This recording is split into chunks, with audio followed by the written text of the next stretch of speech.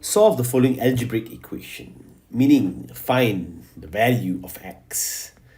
So in such a question, there are actually two ways you can go about to find x. So the first method is to immediately remove the 2. And how do we do that? We divide the side by 2, this side also divide by 2. So when that happens, the 2 is gone on the left side. So you have x minus 5 is equal to 6 divided by 2 is 3. X is equal to 3 plus 5. X is just 8. Okay, so that is the first method available. You can also employ another method. Okay, I'll just write the question again. Now this method involves removing the bracket first. So you get 2x minus 10 equals to 6. Okay, you use a rainbow method. So 2 times x, 2 times negative 5. 2x, excuse me, is equals to 6 plus 10. 2x is equals to 16. And then x is the same thing, 16 over 2.